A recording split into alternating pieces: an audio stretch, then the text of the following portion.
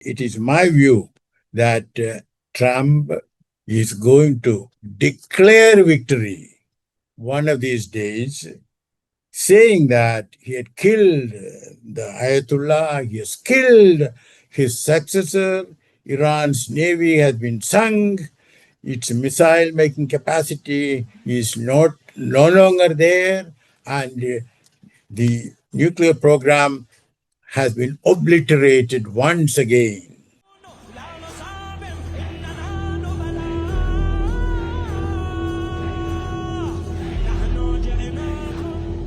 آیتالله سید مجتبی حسینی خامنه‌ای حفظه الله را بر اساس رأی قاطع نمایندگان محترم مجلس خبرگان رهبری به عنوان سومین رهبر نظام مقدس جمهوری اسلامی ایران تعیین و معرفی می‌نماید.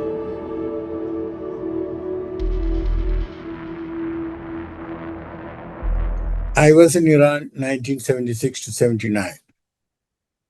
Now, you know that President Trump announced that Iran should consult him before choosing the successor of the assassinated supreme leader. Now, that simple statement from President Trump, well, most unwarranted, but Trump-like, would have increased the support for the son of the assassinated supreme leader. That simple statement. And it also showed how disconnected from political reality, geopolitical reality, President Trump is. Let me share a political joke with you. I believe that the Assembly of Experts, who assembled at great risk to their lives, because Israel has very good intelligence penetration in Iran, electronic and human, could have killed all of them, 88 of them. So they took a great risk. Now, as again, his election goes contrary to what Ayatollah Khamenei had said, because according to Ayatollah Khamenei, dynastic succession is wrong. And that is why the Gulf countries felt threatened because of the revolution. But that is only one part of the story. I think, we should not come to hasty conclusions that, he does not have much support, that there were some people shouting against him during the demonstrations. Yeah, there were some people. But it is reasonably clear that he has support from the IRGC, the only institution which is, what shall I say, remains active, and so on the whole, I would say it's a good selection. Of course, there have been commentaries that he's a hardliner.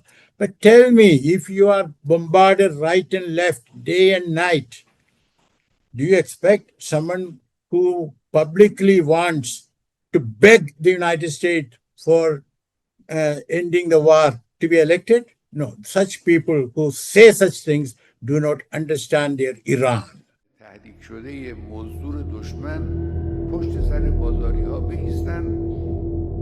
You see, the Assembly of Experts, they are either 87 or 88, because probably one of them had been killed. So they met and they elected. And there have been demonstrations I've seen on television of people cheering it, because, there was a lot of pressure on the Assembly of Experts to meet and nominate a successor, which, thank God, they could do without getting killed. The process is all written clearly in the Constitution. I don't approve of this theocracy. In fact, when I was there as first secretary, many youngsters educated in the West had come to me seeking for a copy of the Indian Constitution because they wanted India type of democracy. But that unfortunately did not happen. Iran, what happened was this theocracy. So it's not that I endorse them. But the fact is that theocracy has a lot of support, and the institutions are still there despite all the bombing. And for anyone to think that, Iranians will surrender tomorrow, well, that is not the nature. Iran had declared a 40-day mourning after the assassination of Khamenei. Well, it is actually 40-day mourning come martyrdom. Martyrdom means any male Shia is obligated to do whatever he can without waiting for any instruction from anyone to avenge the death of the supreme leader. And that is why Hezbollah, though it is much weakened, though it was foolish to have provoked Israel, Hezbollah sent rockets. And that is what we have to understand. And I'm sorry to say, the psyche of Iranian Shiaism has not been properly studied or talked upon in Indian media and also in the Western media. It's possible, but I doubt it. I think the Iranians, those who are politically active, would gather around him, and Iran will be reasonably united. You know that Pezeshkian said, he apologized to GCC, and then there were still attacks. Again, what seems to have happened is that there were attacks on Iran from GCC bases, foreign bases, Americans and others, and Iran struck. It's not that, and Pezeshkian had said that, unless we are attacked from the bases, Iran will not attack. So this probably means consolidation of power. And Iranians, whether under the Shah or under, the theocracy, they are unfortunately used to consolidation of power.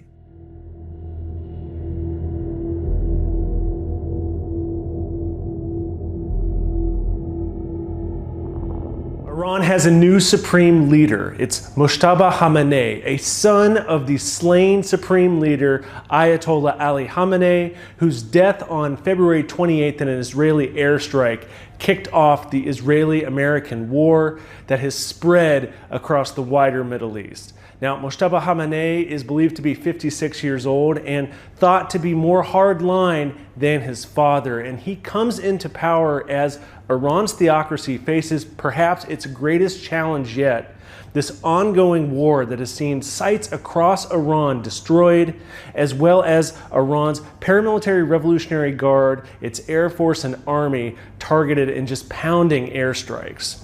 Now, so far, we haven't heard from Mojtaba Khamenei himself. So Khamenei comes into power, likely already targeted by Israel and possibly facing the greatest challenge that his country's theocracy has ever seen. It remains unclear just what he'll do, and it remains unclear just what will come next. Fellow Americans, earlier today, on the eve of the Thanksgiving holiday, two members of the... One is only guessing, because nobody knows much about what is going to happen about this unfolding, unscripted tragedy, absolutely avoidable war, which Netanyahu started and has successfully roped in Trump. As Jon Gambrell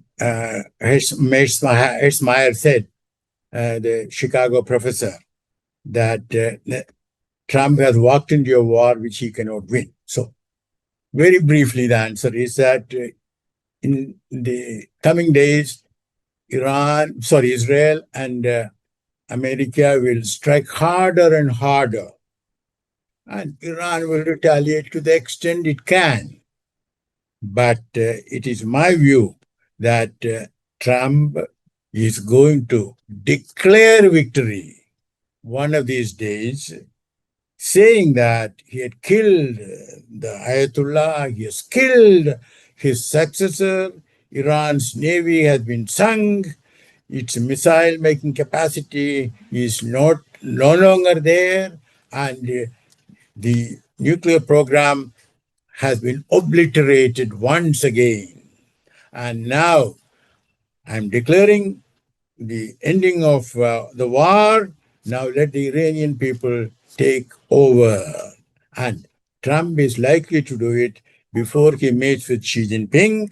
And as he takes note of the rising oil prices and the falling stock market and the general lack of support for America from the rest of the world.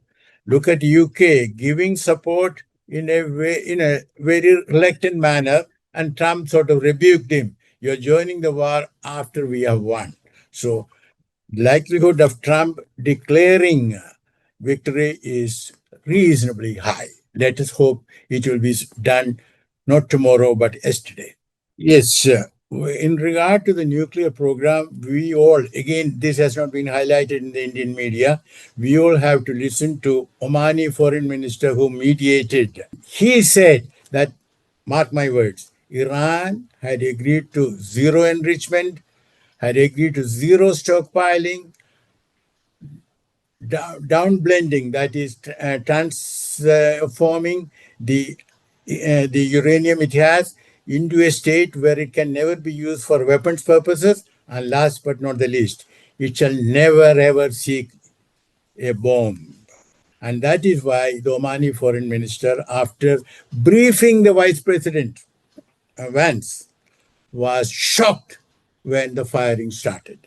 In other words, these are my last words, Trump was not sincere and he was prolonging the negotiations to get enough time to send his aircraft carrier and all that, and also for Netanyahu to make the preparations.